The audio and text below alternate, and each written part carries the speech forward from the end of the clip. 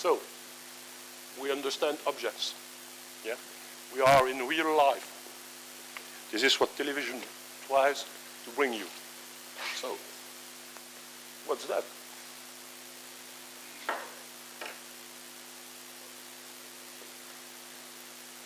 Do we agree on that? Yes, no? Yes.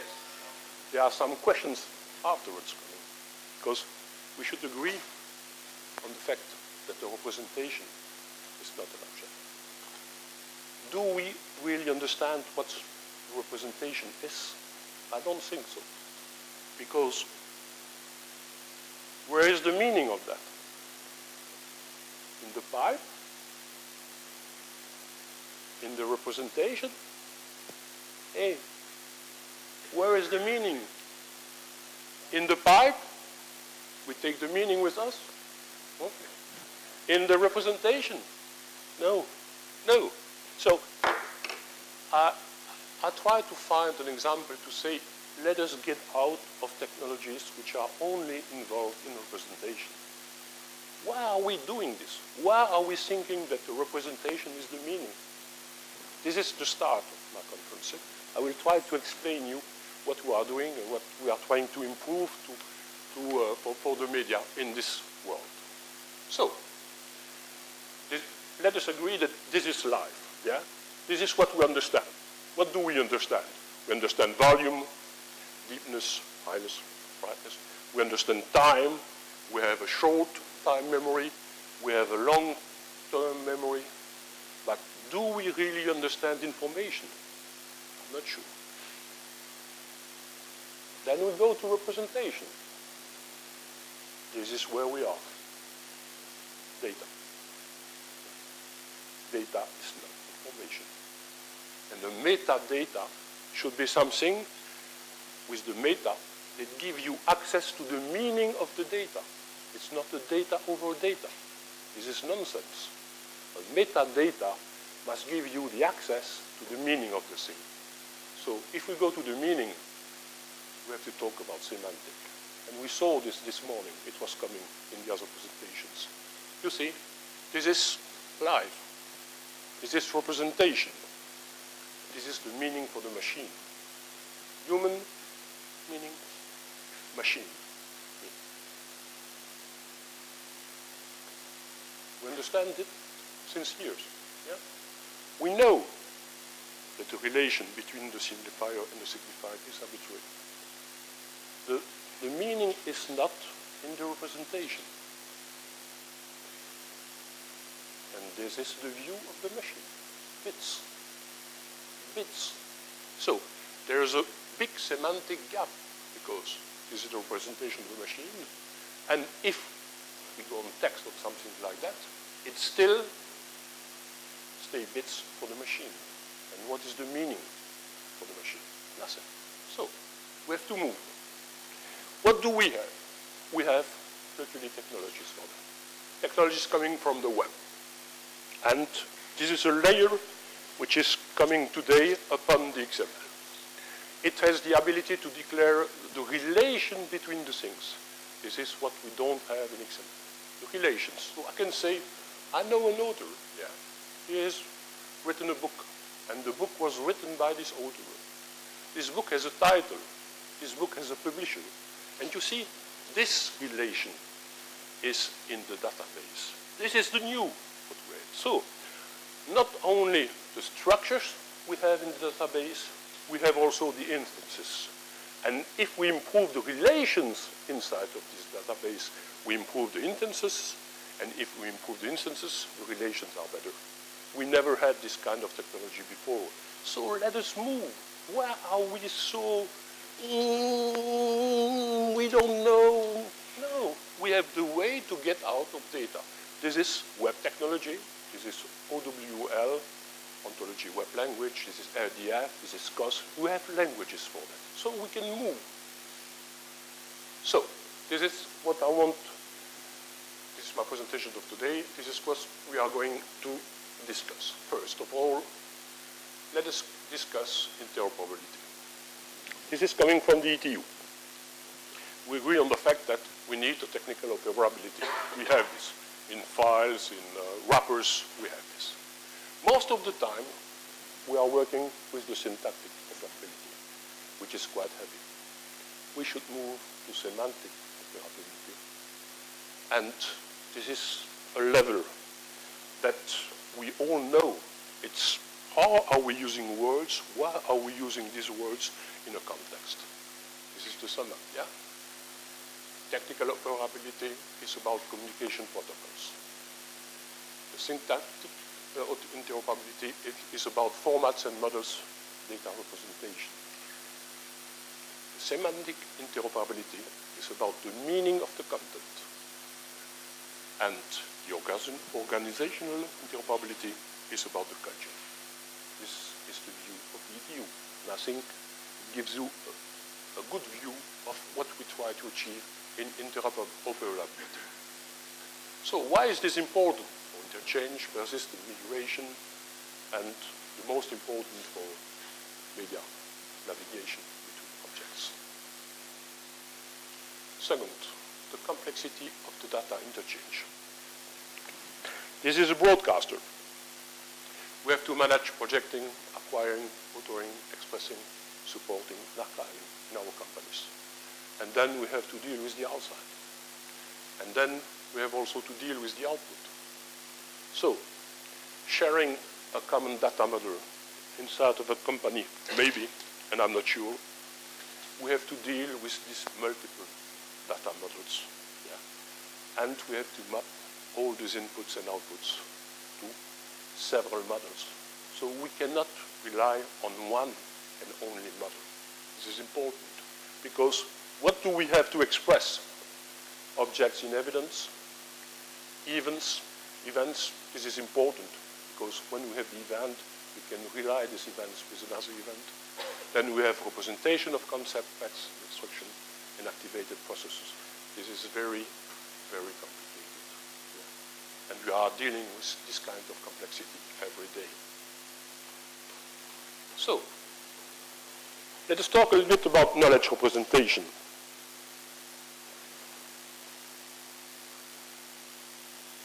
This is text.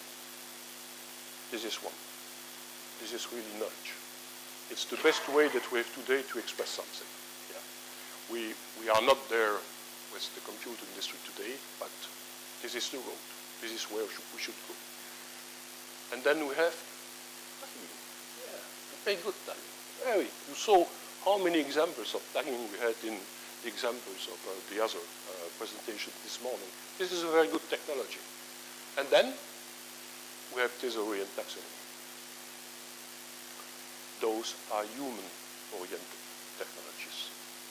The only one which is machine-oriented is web. Web 3. Another view on the same subject. The three which are human-oriented and the only one which is computer processable. It's quite easy to structure knowledge with theories, not with text. This is what we have to achieve. We need this. You see the difference here? This is very important. This is where we should move. We should move to those structures. Because knowledge is there for the machine. Yeah. Knowledge is there for the human. So, a stupid question, what's a media? Stupid question. But when I go to university and I say, could you give me a description of that? It starts very well. A lot of ideas. But a clear view, a representation for the machine. What's a media? And I always start to say, let us start with the history. History, performing arts. What do we want to achieve? We want to stop the time. We want to manage the time. And I took arts. You can take football. You can games, everything. But there is a performing arts which is behind, which is quite important. Where we have a very small part which is designed on computer graphics and things like that. But most of the events are relying on performing arts. This was the start. Then we had press. Very important, we structure news.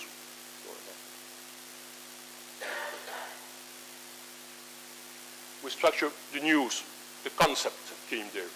You see newspaper, which was the first structure. How you put titles, how you could really gain consumers. This was important for us because the models of the news are still relying on this kind of media. So, film. 100 years.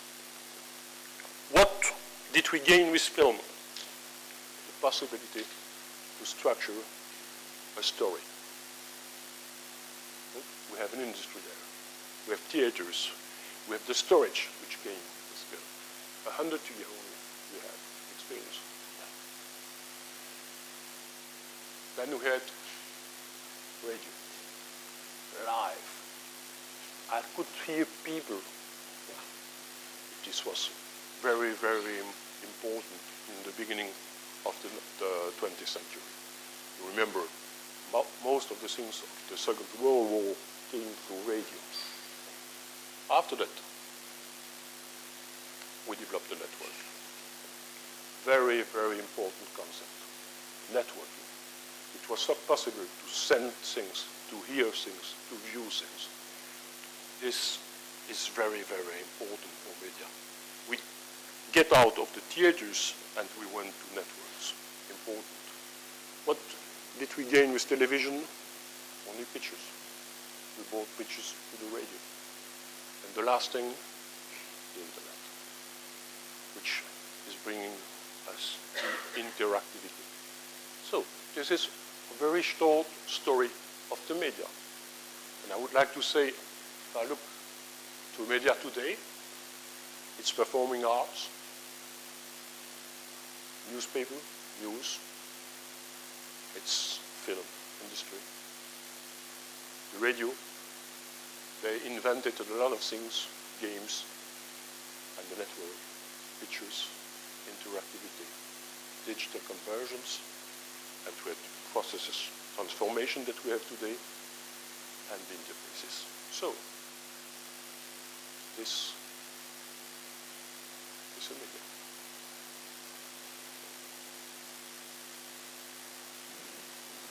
I took it very simple. It means that you take text, it is composed, it displays, it has description, it uses. It's a very, very large. But you see, this you can put on a machine. This a machine can understand because every time you give to the machine the relations that you have between the terms. You see, we should work on things like that. We should work on structures. I'm always a little bit surprised to see how the people of the computer industry are dealing with structure and unstructured data. I don't feel right with those two concepts. I think semantically structured is important. You see, it has not to be in a database or outside of the database. It has to be somewhere where we can reuse it.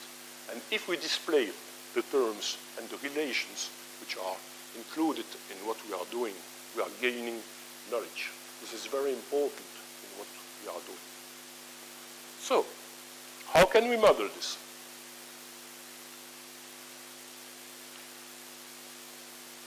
We had this title in the last presentation also, editorial object. This is important. This is the prescription. What I'm going to do is the intention. We have to start from there. And when people are asking, Roger, what's the editorial object? I would like to say it should explain if it's text, audio, video, or a mixture of something. It should explain the event which is behind. This is the first concept that we built in our project.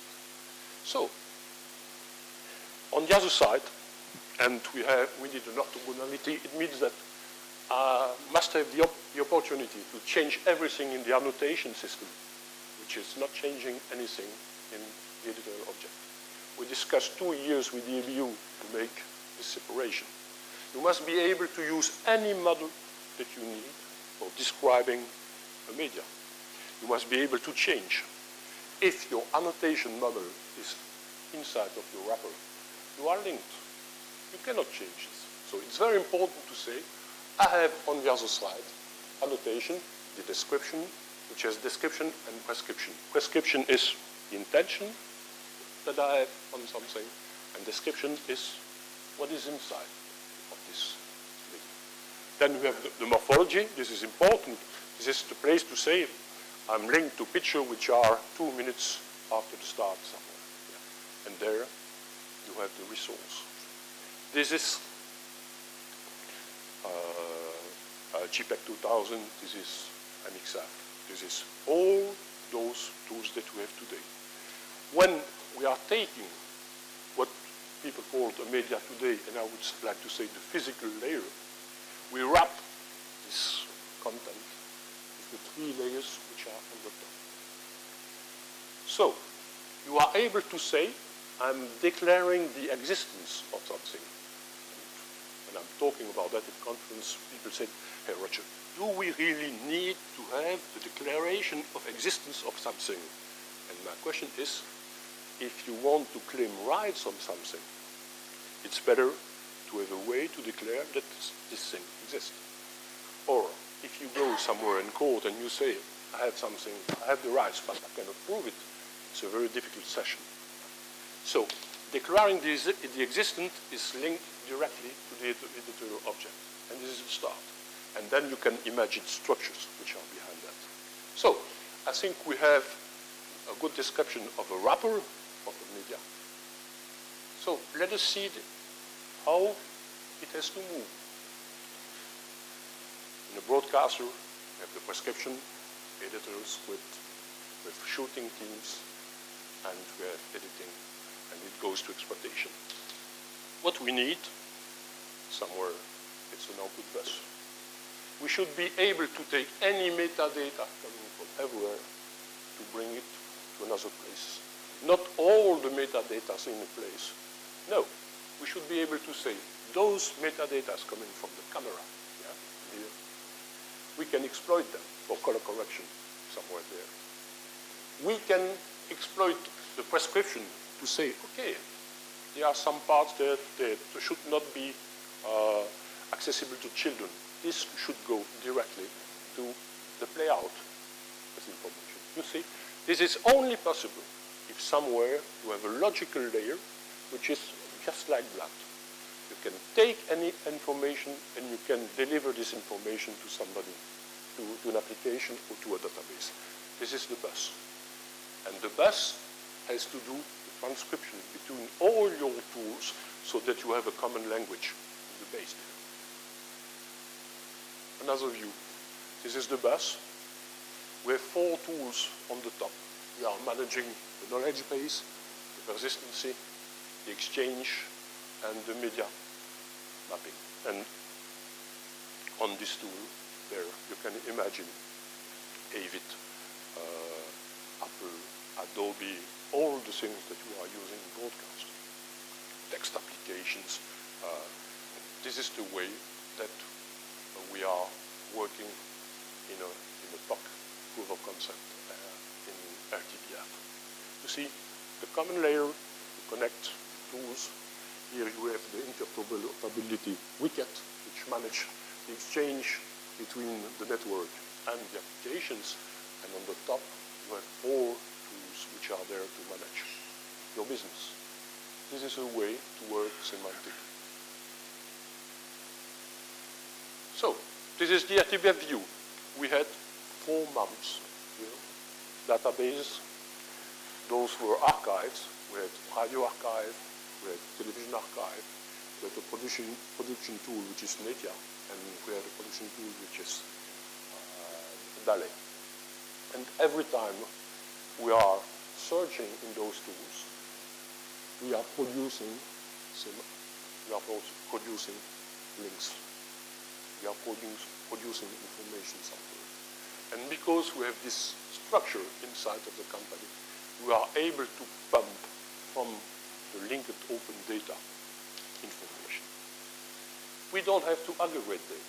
We need, when we push on the button, the aggregation is coming. this is very rich because my database is very poor. As you may know, it's very difficult to put up a database. You have to put things inside. You have to validate them. You have to change it with time. Here, what you need is to have a core. You must know exactly what you want to achieve. You must have the terms. You must have the ontology on your system. And when you have defined the knowledge base on which you are working, you will accept of the outside world. Is it clear this way? Yeah. Those are the new ways. You saw examples this morning in Watson from IBM or in other presentations. I'm only bringing the layers which are behind the back of this. Yeah? I'm trying to explain how those things are working. And if we are semantic, it works better than only the syntactic interoperability. So, use cases. We had the first talk with RTFB. This is a news item. And you can see here all the objects which are inside of the news item. You can click on them and it opens you a way to navigate between the objects. We never had tools just like them. This is navigation between objects. We had the same with Radio France. And you see, this is audio. This is the timeline. And here you see all the items which are present in this timeline. Every time you click, you have access to the information, and you have the links and the links. You can go deeper and deeper. It's a question of zoom. You have to tell how deep you want to go, how far you want to come back. This is the difficulty, not aggregating information.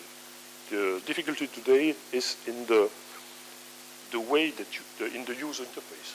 It must be very user-friendly. It must be very simple. You cannot use yourself inside of such a presentation. Yes? You see, this is what we did in GEMS. We took the ingest from the archive.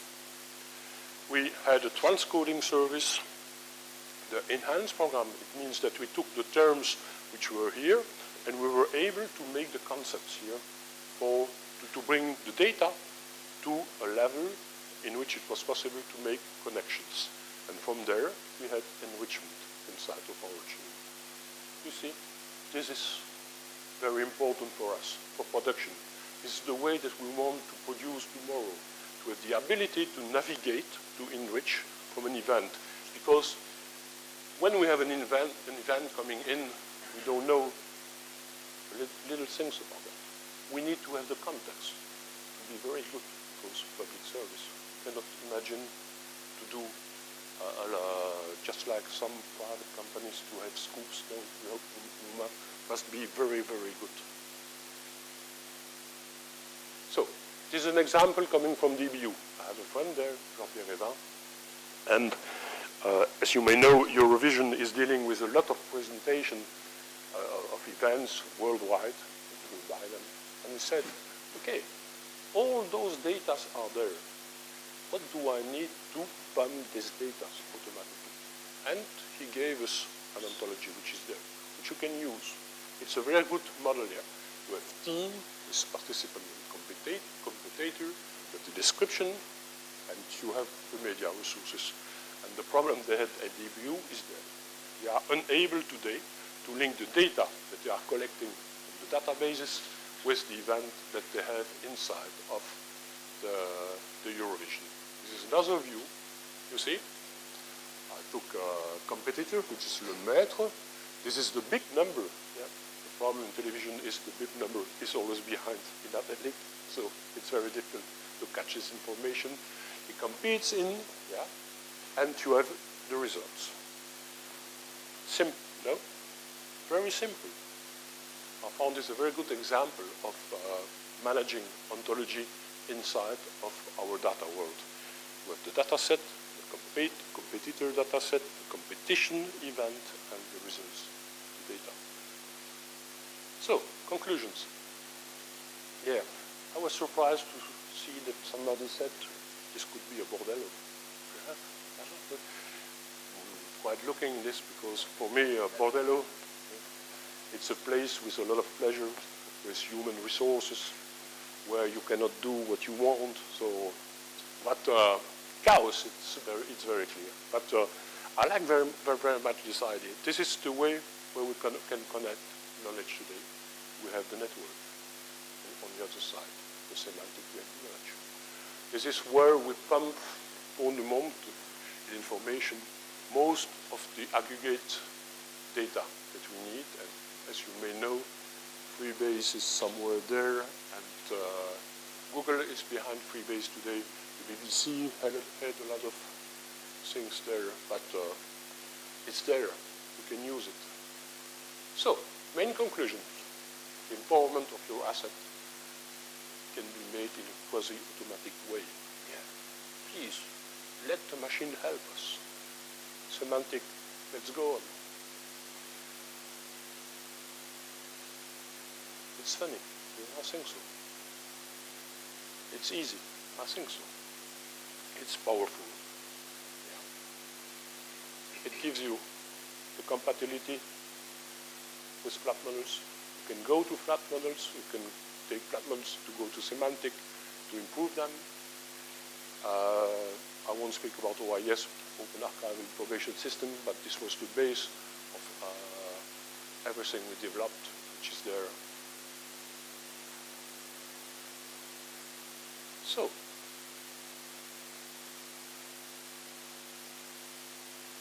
I brought with me a copy of that. I will give it to Nicolas. We put a lot of description of what we are doing in this document, which is the first semantic web report, and I hope that we will be able this year to make a second one. Those are the partners inside of the projects that I'm running today, and with their help, I have this knowledge because I'm making only dissemination, but the people who are working are there. And those are the people who are helping me. Thank you very much.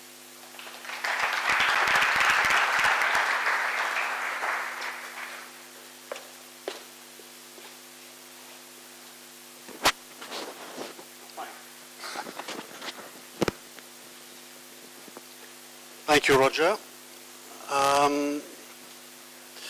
I think it was a way, possibly, to go inside the technology, the technical